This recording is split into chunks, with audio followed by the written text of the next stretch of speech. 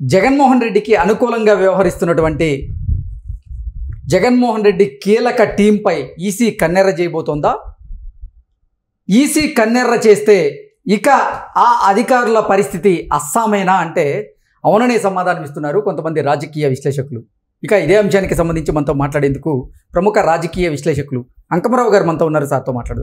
అంకమరావు గారు నమస్తే. నమస్తే కృష్ణ గారు. సార్, ఇప్పటికే ఆంధ్రప్రదేశ్ ప్రభుత్వానికి అనుకూలంగా వ్యవహరిస్తున్నటువంటి కొంతమంది ఐపీఎస్లు ఐఏఎస్ల మీద కేంద్ర ఎన్నికల సంఘం వేటు వేసినటువంటి నేపథ్యంలో మరికొంతమంది మీద కూడా వేటు వేయబోతోంది. జగన్మోహన్ రెడ్డికి అనుకూలంగా ఎవరైతే వ్యవహరిస్తున్నారో వారి మీద కూడా వేటు వేసే అవకాశం ఉంది అంటూ కూడా ఒక వార్త ఇప్పుడు సోషల్ మీడియా వేదికగా చక్కర్లు కొడుతున్నటువంటి నేపథ్యంలో నిజంగా కేంద్ర ఎన్నికల సంఘం ఆ ఐపీఎస్ల మీద ఐఏఎస్ల మీద కన్నెర్ర చేస్తే ఇక వారి పరిస్థితి కూడా అస్సామేనా అంటే ఏం చెప్తారు? అస్సాము కావచ్చు, లేకపోతే బీహారు కావచ్చు, ఇబ్బంది అనేది. ఈ అస్సాం అనేది ఒక చిత్రంలో బాగా ప్రజాదరణ పొందినటువంటి మాట. దానివల్ల ఇప్పుడు వీళ్ళు ఇంతకుముందు ఈ అధికారిని కూడా కొల్లి రఘురామరెడ్డి గారిని కూడా అస్సాం పంపించారు కాబట్టి సహజంగానే మిగిలిన అందరూ కూడా అస్సాం అనే ఉద్దేశంతో మాట్లాడుతూ ఉన్నారు. ఇక్కడ కృష్ణ గారు ఒకటి గమనించండి, జగన్మోహన్ రెడ్డికి గారికి అనుకూలమనే కాదు, అవినీతికి సంబంధించి అక్రమాలకు సంబంధించి వాళ్ళ మీద వస్తున్న అభియోగాలు, అలాగే ప్రతిపక్ష నేతలనే దృష్టిలో పెట్టుకొని వారి మీద చేస్తున్నటువంటి దాడులు, దుర్మార్గాలు, దాష్టికాలు, అట్లాగే వాళ్ళు నిర్వాహకం, వాళ్ళకి ఇచ్చిన బాధ్యతని పరిధి దాటి అతి స్వామి భక్తి చూపిస్తూ వాళ్ళు చేస్తున్నటువంటి కార్యక్రమాల వల్ల జరుగుతున్నటువంటి పరిణామం ఇవన్నీ. అంతే తప్ప నిజాయితీగా ఒక అధికారి పనిచేస్తూ ఉంటే ఆయన కనుక తొలగిస్తే అప్పుడు రాజకీయ ప్రమేయం, కుట్ర కుతంత్రాల గురించి మనం ఆలోచించాలి. వాటన్నిటికీ వీళ్ళే ఆద్యులు కాబట్టి వాళ్ళ గురించి మాట్లాడుకోవాల్సింది ఇప్పటికే చాలా ఆలస్యమైంది. మీరు అన్నట్టు తిరుమల తిరుపతి దేవస్థానంగా ఈవో గారైన ధర్మారెడ్డి గారి మీద చర్యలు తీసుకోవడంలో ఇప్పటికే చాలా ఆలస్యమైంది. కారణం ఏంటంటే ఇప్పటి వరకు ఆపద్ధర్మ ప్రభుత్వం కాదు కాబట్టి, ఎన్నికల నిబంధనలు అదుపులో ఇంకా అమల్లోకి రాలేదు కాబట్టి మొన్నటిదాకా వాళ్ళు ఇష్టారాజ్యంగా గడిచిపోయింది. ఇప్పుడు కూడా కొంతమంది అధికారుల మీద చర్య తీసుకున్నా కూడా మిగిలిన అధికారులు ఇంకా స్వామి భక్తి అట్లానే ప్రదర్శిస్తూ అత్యుత్సాహం చూపుతున్నారంటే ఇందుట్లో నిగూఢ రహస్యం ఏదో ఉంది. అంత తేలిగ్గా మనం భావించాల్సిన అవసరం లేదు. అంటే ఇప్పటికే చాలా మంది ఐపీఎస్లకి ఐఏఎస్లకి జగన్మోహన్ రెడ్డి పెద్ద మొత్తంలో మొట్ట చెప్పాడు అంటూ కూడా కొన్ని ఆరోపణలు చేస్తూ ఉన్నారు ప్రతిపక్ష నాయకులు. అలాగే కొంత వార్తలు కూడా చక్కర్లు కొడుతున్నటువంటి నేపథ్యంలో ఏంటి సార్, నిజంగా అంటే ఏదో నిగూఢమైనటువంటి రహస్యం దాగి ఉంది అని మీరు చెప్తున్న నేపథ్యంలో ఇలాంటిది ఏదైనా ఉండుండొచ్చు అని మనం భావించవచ్చా అంటే ఏం చెప్తారు? నేను భావించేది ఏంటంటే అది ఒక అంశం, అది లేదని అయితే నేను చెప్పను. ఈ తెలంగాణలో జరిగినటువంటి ఫోన్ ట్యాపింగ్ వ్యవహారం కనుక మనం దృష్టిలో పెట్టుకుంటే ఇది కూడా ఆంధ్రాలో జరిగిందనేది ఇప్పుడు బాగా వినిపిస్తున్న మాట కదా.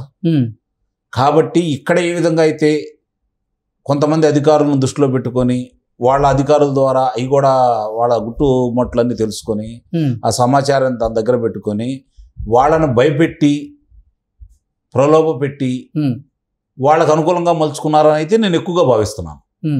ఎందుకంటే గతంలో ఇందుట్లో పనిచేసినటువంటి ఇప్పుడు అవినీతి మరకలంటిన చాలామంది అధికారులను కనుక మీరు దృష్టిలో పెట్టుకుంటే తెలుగుదేశం ప్రభుత్వం ఉన్నప్పుడు 2014 నుంచి 2019 వరకు ఆ అధికారుల పర్యవేక్షణలో కొన్ని జరిగినాయి కదా. మరి అప్పుడు వాళ్ళ మీద ఈ అవినీతి మరకలు రాలేదుగా. ఇప్పుడు మాత్రమే ఎందుకు వస్తున్నాయి అంటే వాళ్ళలో ఉన్నటువంటి బలహీనతల్ని ఈ ఫోన్ ట్యాపింగ్ ద్వారా తెలుసుకొని వాళ్ళని బెదిరించి ఈ పనులు ఎక్కువగా చేయించుకుంటున్నారని అయితే నేను భావిస్తున్నాను. ఇది మాత్రం చాలా వరకు వాస్తవం, అందుట్లో ఎలాంటి సందేహం కూడా ఏం లేదు.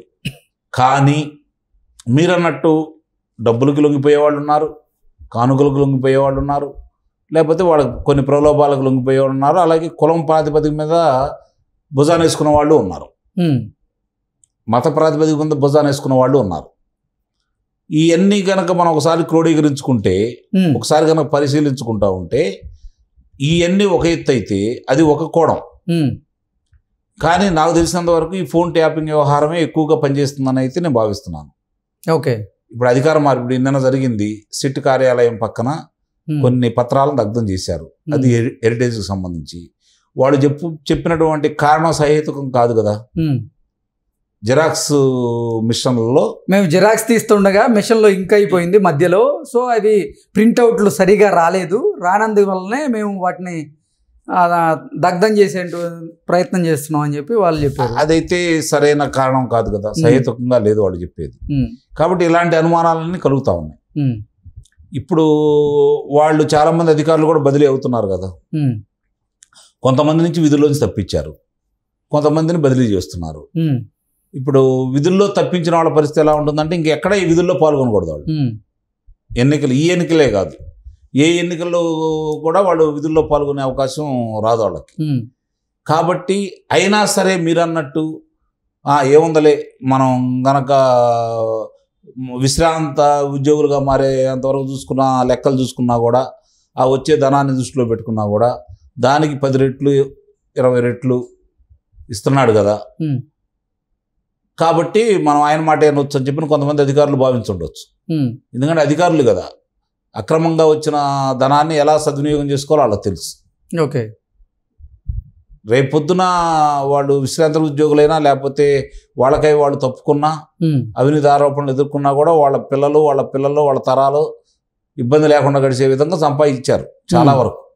ఎందుకంటే వాళ్ళకున్నది 33 సంవత్సరాల వాళ్ళ పదవీ కాలంలో చాలా వరకు చాలా మంది ఇప్పుడు రాజకీయ నాయకుల కంటే ఎక్కువ సంపాదించిన వాళ్ళు ఉన్నారు అధికారులు. ఎందుకంటే రాజకీయ నాయకులు ఇంత అవినీతి చేస్తున్నారు కాబట్టి వాళ్ళ వరకు వాళ్ళ సహాయం చేసినప్పుడు వాళ్ళు వీళ్ళకి కూడా ఇస్తున్నారు కదా. వాళ్ళు ఎంతమంది ఒక మంత్రి సహజంగా ఉంటే 10 సంవత్సరాలు, అంతకంటే సుదీర్ఘంగా చేసిన వాళ్ళు తక్కువ మంది కదా. వాళ్ళు వీళ్ళంటే ఇంకా మూడు సార్లు చేయొచ్చుగా. వాళ్ళతో పాటు లెక్కేసుకుంటా ఉంటే మళ్ళీ వాళ్ళు రేపు పొద్దున ఎన్నికల్లో ఖర్చు పెట్టాలి.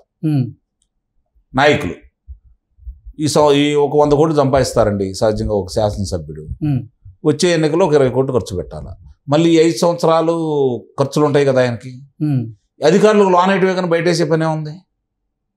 ప్రభుత్వం అన్ని సౌకర్యాలు వాళ్ళకి ఇస్తుంది, వాహనాలు సమకూరుస్తుంది, భవంతులు సమకూరుస్తుంది, అన్ని సౌకర్యాలు ప్రభుత్వం సహకారం, ప్రజల డబ్బు, అది ప్రజల కష్టార్జితం, రక్త మాంసాలు పీడించుకొని వీళ్ళు చేస్తూ ఉన్నారు. మరి ఈ పరిస్థితుల్లో చూసుకుంటా ఉంటే ప్రజల దగ్గర నుంచి ఇట్లా వసూలు చేసిన ఎన్నే కదా వాళ్ళు లక్షలు 4-3 లక్షల రూపాయలు తీసుకునే అధికారులు కూడా రిక్షావాడి దగ్గర, రిక్షా నడుపుకునే కార్మికుడి దగ్గర లంచం తీసుకునే దౌర్భాగ్య స్థితి భారతదేశంలోనే ఉంది కదా. అధ్యాపకులు కావచ్చు, మరి మండల స్థాయి అధికారులు కావచ్చు, ఎవరి దగ్గర, బలహీనుల దగ్గరే కదా వీళ్ళు వసూలు చేస్తుంది. ఇదే రాజకీయ నాయకుల దగ్గర వసూలు చేయలేకపోతున్నారు కదా. కాబట్టి ఈ సంపాదన అంతా ఏమైపోతుంది, లోన్ వేసుకోవటమే కదా వాళ్ళు. డబ్బుకు అలవాటు పడ్డ వాళ్ళు ఎవరైనా సరే, ఏ అధికారులైనా ఇంతకంటే గొప్పగా ఉంటారని. కానీ ఇప్పుడు వ్యవస్థలో మార్పు రావాలా, ప్రజల్లో మార్పు రావాలా, అవి రానంత వరకు ఇవి జరుగుతూనే ఉంటాయి. సిఎస్ గారు కూడా మారబోతున్నారు, మారబోతున్నాడు కదా, మారుతున్నాడు, గుర్తుపెట్టుకోండి, మారిపోబోతున్నాడు. 2-3 రోజులు పెద్ద సమయం కూడా ఉండదు, సోమవారం తర్వాత ఆయన కూడా మారిపోబోతున్నాడు. ఓకే, సో జగన్మోహన్ రెడ్డి కీలకంగా భావించేటువంటి అధికారుల మీద ఈసీ కన్నెర చేయబోతుందా అంటే ఏం చెప్తారు? ఇప్పుడు వాళ్ళు 3 పేర్లు ఇచ్చారు కదా, ఒక వ్యక్తిని తొలగిస్తే 3 అలాంటి వాళ్ళే దొరికారు కదా. అంటే ఎంత అవినీతిమయమైపోయిందో ఈ ప్రభుత్వంలో ఉన్న అధికారుల పని అని చెప్పి మనం అర్థం చేసుకోవాలి కదా. ఓకే.